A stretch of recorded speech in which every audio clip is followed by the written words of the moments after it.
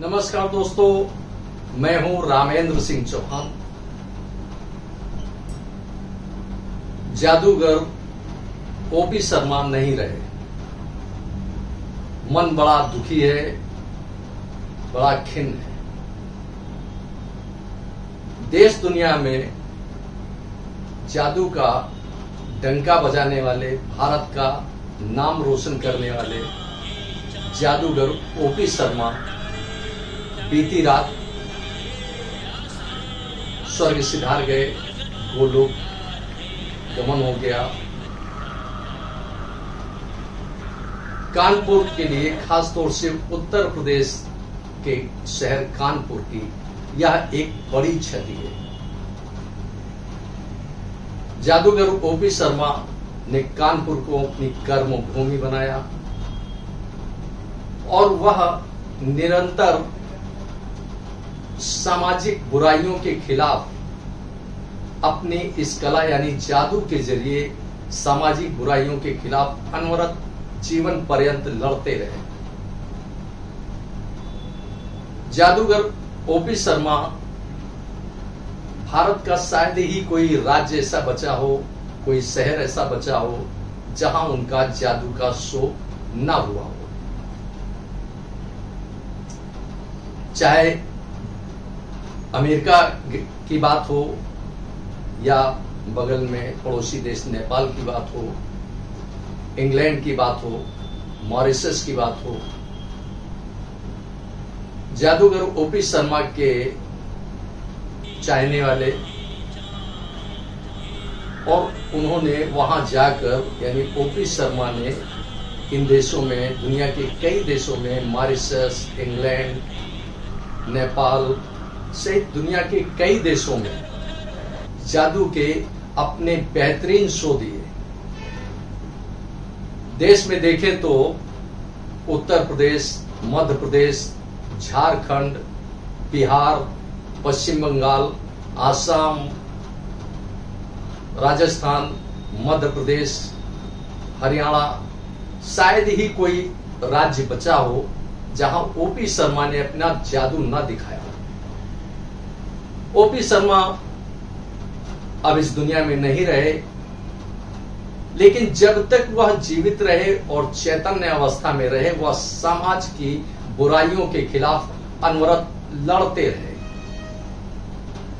उनकी यह लड़ाई जादू के शो में दिखती थी और जादू के शो में उनका एक संदेश रहता था सामाजिक बुराइयों के खिलाफ, कि समाज की बुराइयों को समाप्त किया जाए, किसी भी तरह से बुराइयों को खत्म किया जाए। यह उनका एक संदेश रहता था ओपी शर्मा का।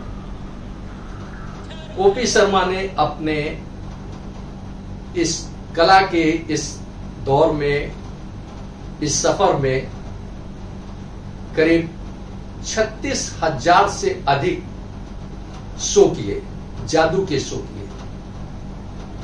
उत्तर प्रदेश ही नहीं, पूरा भारत उनकी जादुई कला का मुरीद था।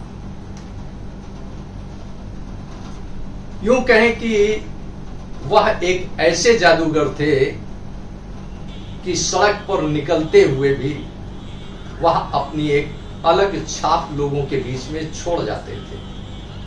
बात चाहे समाज की बुराइयों की हो या व्यक्तिगत कोई संदेश देना हो, ओपी शर्मा एक बेहतरीन इंसान के तौर पर भी समाज में दिखते थे।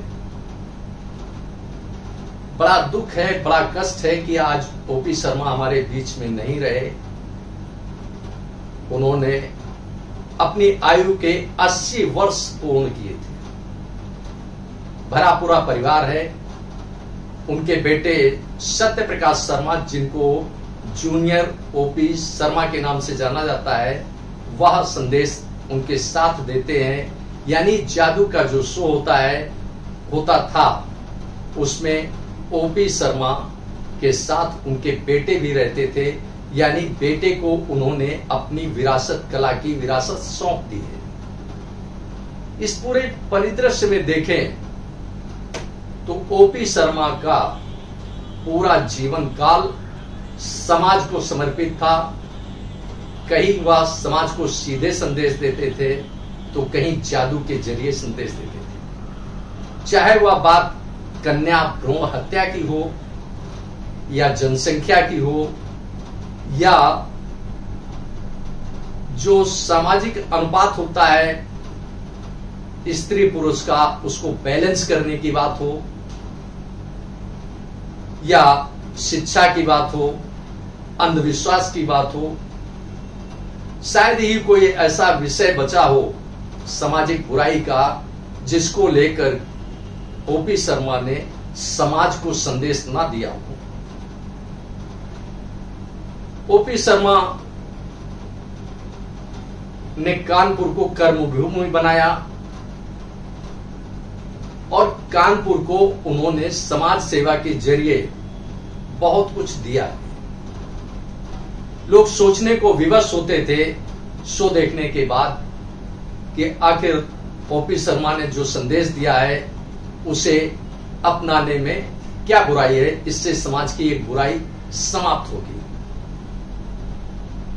ओपी शर्मा अब इस दुनिया में नहीं रहे, लेकिन उनका जो संदेश है वह समाज में अनवरत बना रहेगा, ऐसा मेरा विश्वास है। क्योंकि कला के जरिए जो संदेश दिया जाता है वह लंबे समय तक कायम रहता है, जब तक उस व्यक्ति ने जिसने जादू का शो देखा है उसके दिलो दिमाग में वह संदेश हमेशा रहता है। ओपी शर्मा का व्यक्तित्व अगर देखें तो बेहद मिलनसार, बेहद सामाजिक, और कोई भी व्यक्ति एक बार उनसे मिलता था तो ऐसा प्रतीत होता था कि ओपी शर्मा उसे वर्षों से जानते हैं। यह ओपी शर्मा की एक खासियत थी। ओपी शर्मा नहीं रहे, यह कानपुर की एक बड़ी क्षति है, उत्तर प्रदेश की एक बड़ी क्षति है और खास तौर से भारत की एक बड़ी क्षति है, क्योंकि ओपी शर्मा ने भारत सहित दुनिया को एक बड़ा संदेश देने की कोशिश की, सामाजिक बुराइयों को समाप्त करने। मेरी यही श्रद्धांजलि उनको है कि ईश्वर परमात्मा उनको सद्गति प्रदान करे, उनको अपने चरणों में स्थान दे। मन बड़ा दुखी है, मन बड़ा खिन्न है। इससे ज्यादा मैं आज कुछ कहने की स्थिति में आपके सामने नहीं हूं। ईश्वर से सिर्फ इतनी ही प्रार्थना है कि हे ईश्वर उनको अपने चरणों में स्थान दे। धन्यवाद।